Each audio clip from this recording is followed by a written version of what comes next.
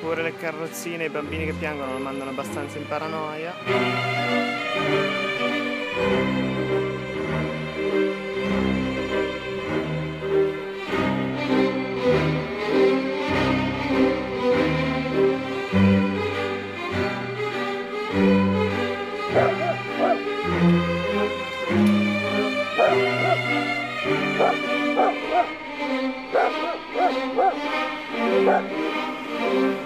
Bravo, bravo che hai smesso.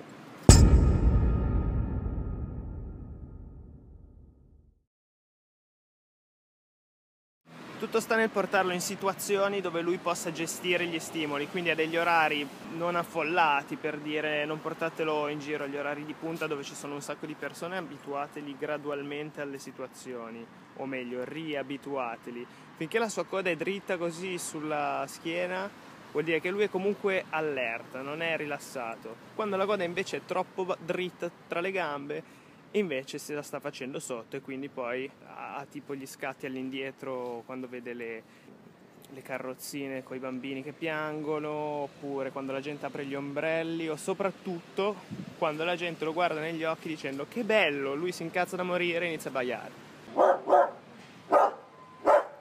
E io lo porto in queste situazioni qua, visto. Qui non ci sono i bambini che giocano perché sono le 3 del pomeriggio e quindi i bambini sono a scuola. E allora lui può star qua, così associa al parco una situazione tranquilla, poi magari lo porterò quando ci saranno 2 o 3 bambini. Non devo portarlo ovviamente quando c'è tutta la scolaresca che grida, sennò lui non si calmerà mai. Arrivati in area cani io lo metto seduto con un premio, posso mollare anche il guinzaglio a sto punto, lo premio e lo sgancio.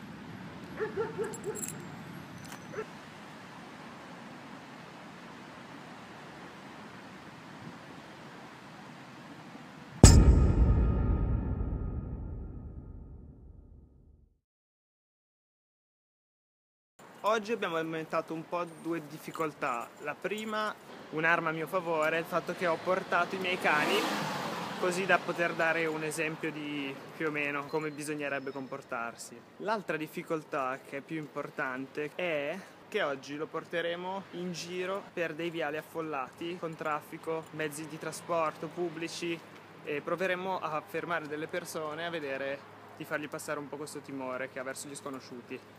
La premessa di tutto questo discorso è che lui sembrerà regredire con l'apprendimento, nel senso che se in una situazione tranquilla lui ormai si comporta decentemente, in una situazione trafficata riprenderà a comportarsi come dall'inizio. Lo vedete quel benzinaio? È proprio lui. Il benzinaio della paranoia. Vediamo se oggi ce la faremo ad affrontare il benzinaio.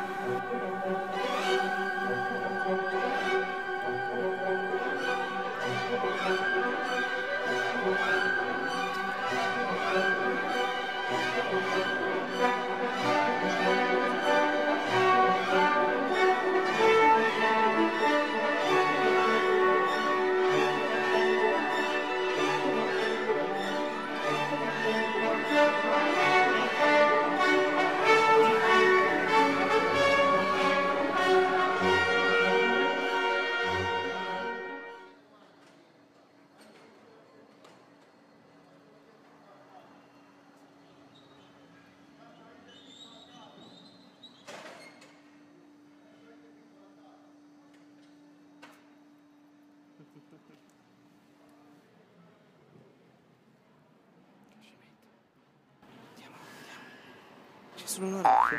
Ah, eccola.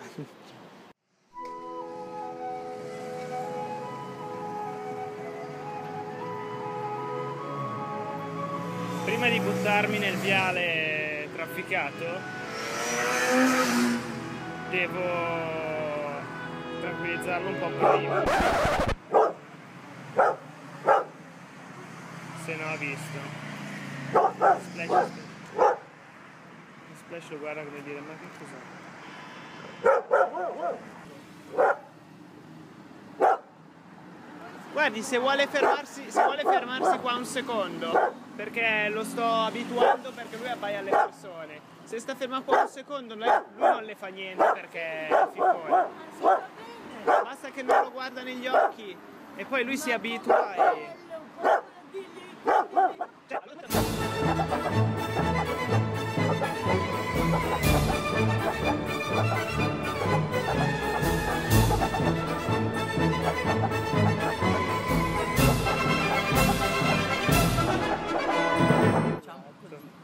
Eccolo che smette. E quando smette cerco di essere pronto per premiarlo. Ma com'è bello! E fermati.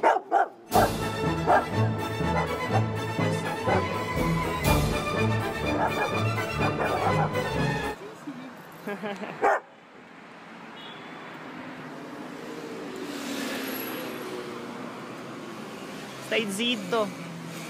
Bravo. Così lui si abitua a non abbaiare alle persone. Bravo. Vediamo, adesso magari riparte ad abbaiare, però... Dipende. Dipende. Dipende. Tu ci metti questi? Cosa vogliono che lo caramellino? Sì, adesso glielo do anche a loro.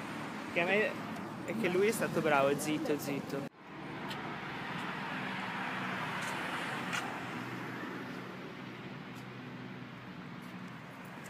Quel signore che non ho ripreso mi sta tanto bene, l'ha appena guardato negli occhi sorridendo e lui non ha detto né A né B.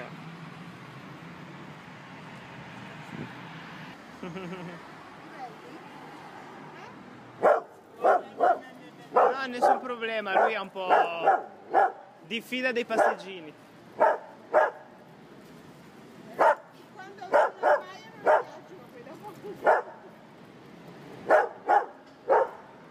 Visto il fatto che la signora se ne sia andata via, in realtà ha giocato a nostro sfavore, perché lui pensa che abbaiando riesce a scacciare il problema così. E invece lei sarebbe dovuta rimanere, aspettare come ha fatto la signora di prima che lui smettesse di abbaiare e poi successivamente premiarlo e poi andarsene via quando lui stava zitto. Se no lui si convince ancora una volta che abbaiare scaccia via i problemi.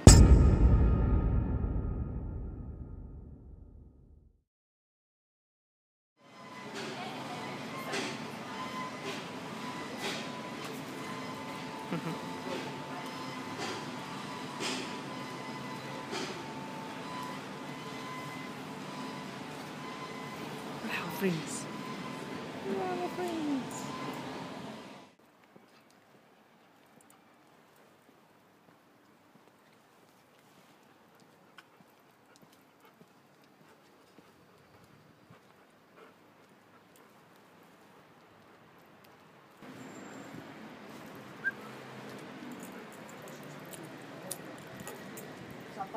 per interloquire con certi clienti.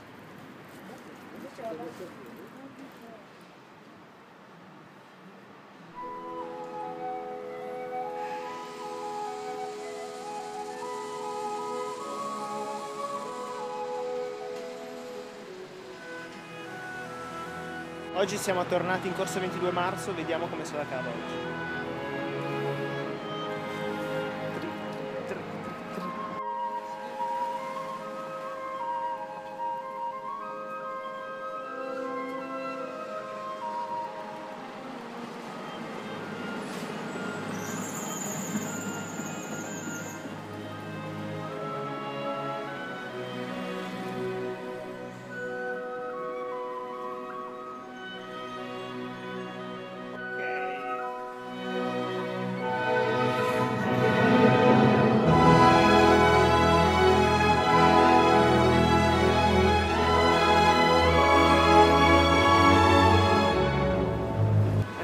Familiarizzare con le porte automatiche, ad esempio. What?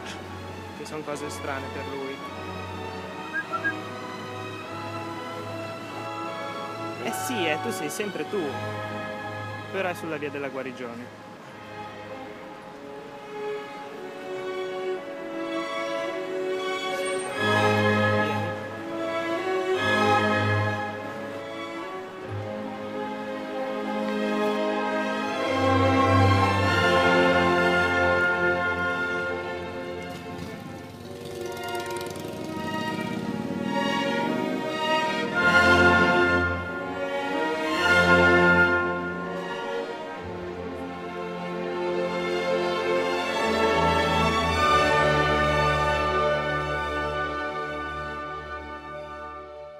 Insomma, quando si lavora con un cane che ha questi problemi così inculcati, bisogna accontentarsi dei piccoli risultati. Per me quello di oggi è un piccolo risultato, un piccolo miglioramento. Significa che andando avanti così, lui pian pianino migliorerà. Però questo procedimento può richiedere mesi o addirittura anni, a seconda del soggetto, dell'età e dell'esperienza vissuta. Vedete la coda adesso com'è più sciolta? Dice della gente, la situazione è ritornata ad essere una situazione tranquilla e lui è curioso, però la coda è abbassata ma non dritta tra le gambe. Poi io dico sempre gambe, le zampe. E lui è un po' così, ma alla fine non è poi tanto male la vita.